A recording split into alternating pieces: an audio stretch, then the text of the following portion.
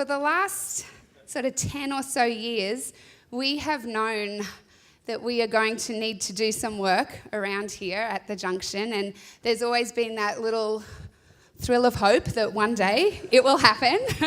And so this morning we just wanted to take a few minutes for those of you who haven't met Steve, just to introduce him to you. So hi, Steve. Hi, how you going, Ruthie? Good, how are you? So Steve is the man behind all of the beautiful work that you see out there. Yeah. Don't clap till it's finished. Hang on. First of all, I just wanted to honour you and say thank you to you. You and your team are doing the most incredible job out there, and I know that for you it's more than a job. But first of all, for those of you that don't know Steve, tell us a little bit about you. You've been here for a long time. About 17 years. Whoa. We saw an ad on television. Remember that time years ago? Remember that? Well, it worked. We come because of that, so it worked. And we come from that in a really tough time in our lives, and it's been an amazing journey. I'm married to Leanne up the back, the blonde, right next to Anita. I have a daughter, Chloe, who is well and truly pregnant and looking delightful. And a son, Zach, who was on the drums. Hi, Zach. Makes a good noise wherever he is at the moment. Loves cars like me.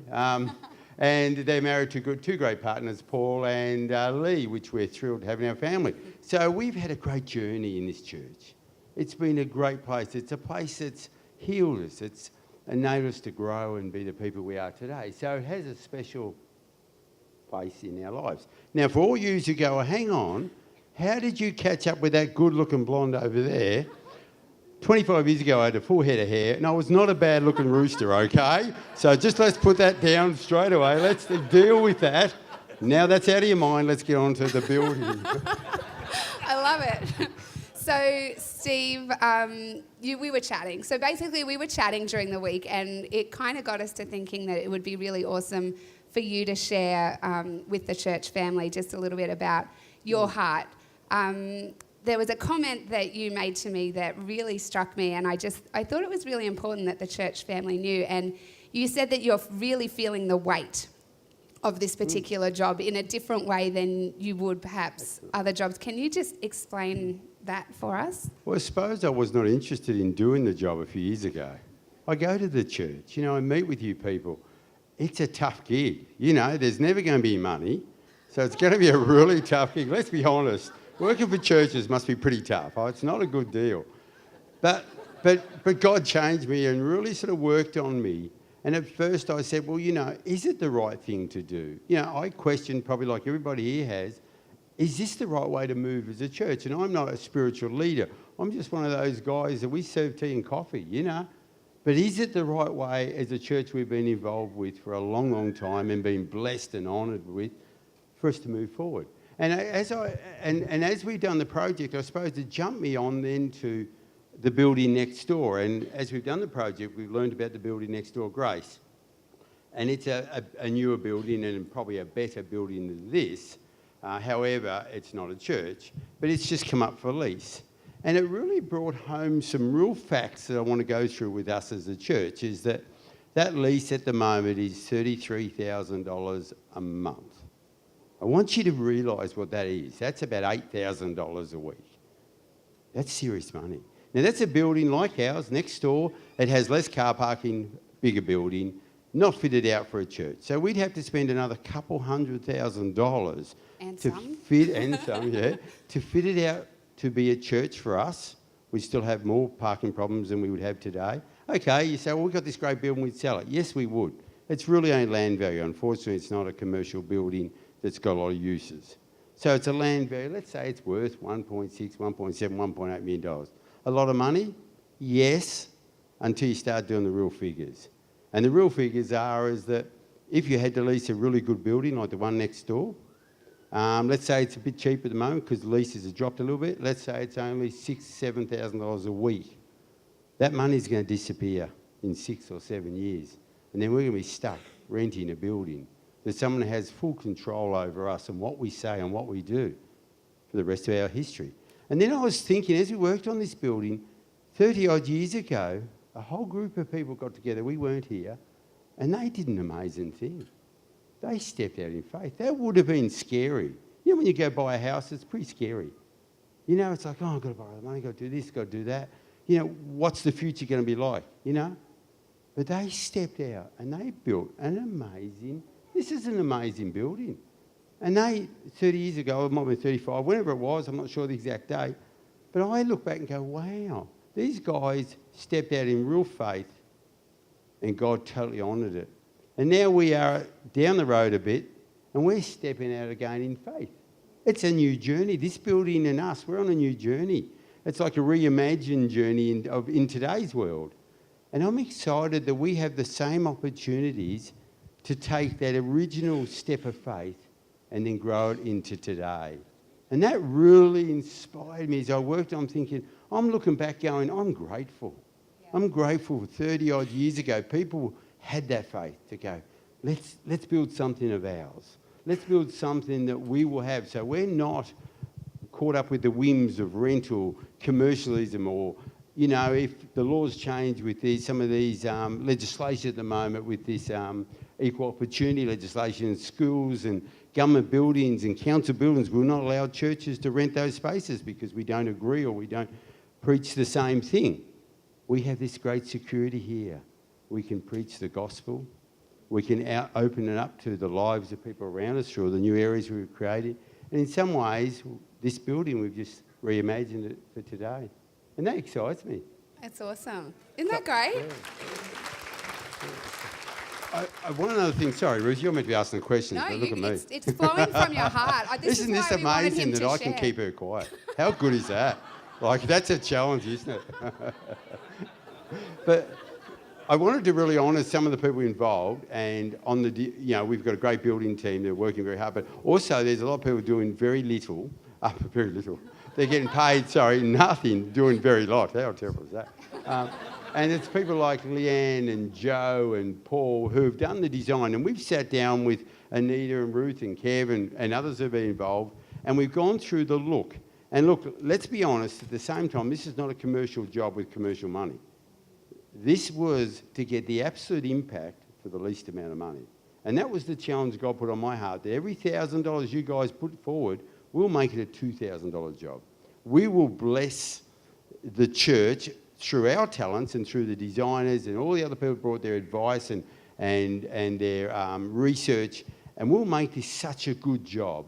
So when we look and go, we only spent that much, wow, that's like half price. Because to me, that's the blessing of God here in this place. So, you know, as we've sat down, it's not just been about, how fancy can we make this look? It's been, this is how much money we've got. How can we make this look unbelievable? How can we make this look? And look, these guys have done that. We, as all together, we work together, and I think we're starting to make it come together really well. So I'm excited, guys, as a church.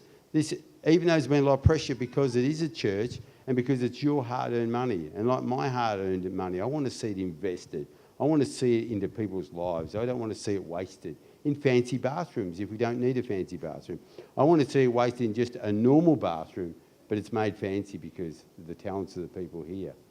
So that's my goal here. And that is really evident when we meet. And I know that Steve in particular, like, we'll sit down and have these amazing dreaming meetings where we dream about what it could look like and, you know, the different products that we could use. And Steve has just been incredible because it's a real balancing act between the best possible quality product that we can get that's going to last. You know, it's still going to be a heavily used area, but balancing that out with the bottom line and the budget. And I love what Steve was sharing earlier this week, that he's feeling the weight of that. Like, this is not just a normal budget. Yeah. This is your generosity. You know, this is your sacrificial giving. Absolutely. And I just love that we can see it multiplied by clever buying and watching for specials. And like, even this week we got some more bargains, didn't we? Yeah, we're bargain hunting. But also just the... but not El Cheapo stuff. Good stuff. Good stuff that's going to last. Yeah, that's right. Good stuff. Good quality. Stuff. Yeah. And then the hands. Like, these guys are so...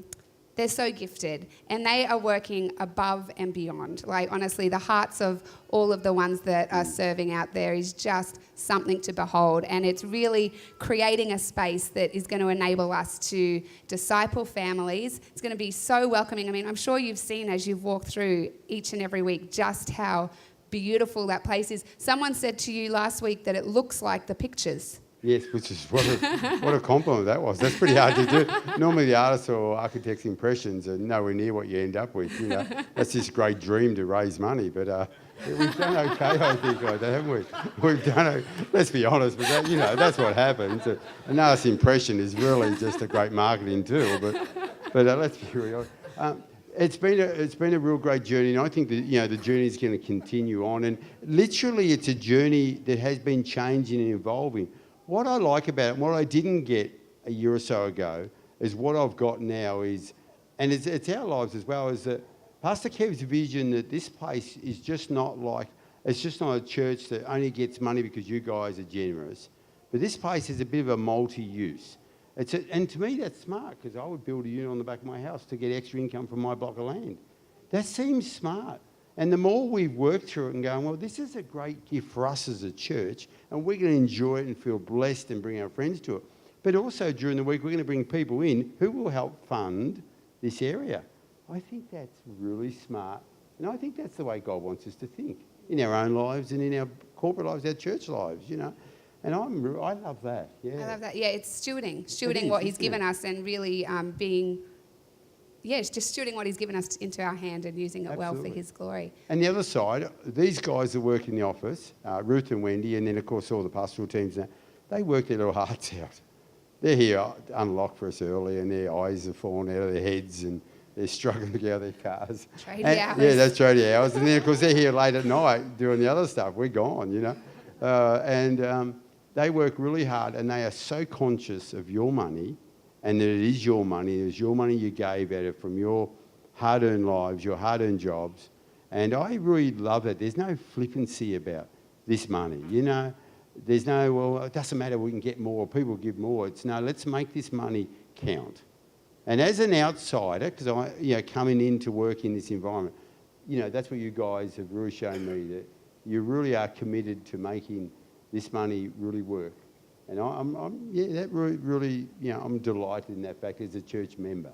That's great. Yeah. Well, and vice versa. We're delighted with what you guys are doing. Yeah.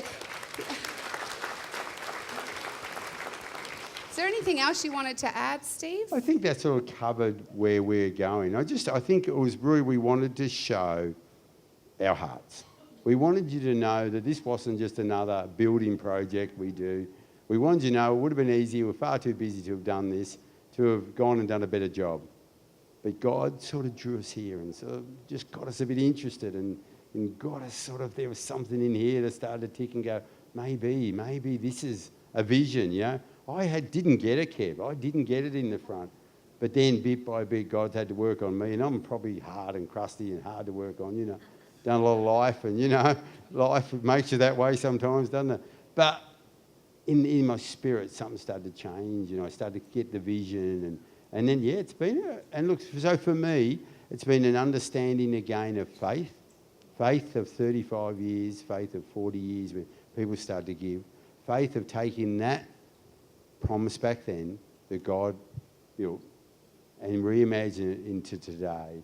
And that's powerful, isn't it? It is, and it's exciting. And so we just wanted to remind you again that it's possible for you to step out in faith and continue to give to the work of the Junction. And we wanted to thank those that have already caught that and are already faithfully giving. And it's, you know, just an invitation for each and every one of us to take that step of faith and invest into the future of what this building, you know, can be in terms of a family discipleship centre for transformation of families and really our community. So you can give in a myriad of different ways, just marking it towards the Junction. And I'm sure that Steve would be more than happy to chat with you if you've got some particular questions or you just want to catch a bit more of his heart. Are you on you're not on tea and coffee today? No, so we can talk. And we're not controlling the biscuit run. But feel free at any time, you know, if you've ever got any questions about the Junction and, you know, that you just want to chat, Steve and his team are available. Myself and Kev and Anita and Wendy, we're always available to chat to you and take you on a little tour of what's already happening and vision cast a little bit more for what's to come. So thank you, Steve. Pleasure. That was Good to be fantastic. here. Would you thank him? Thank you.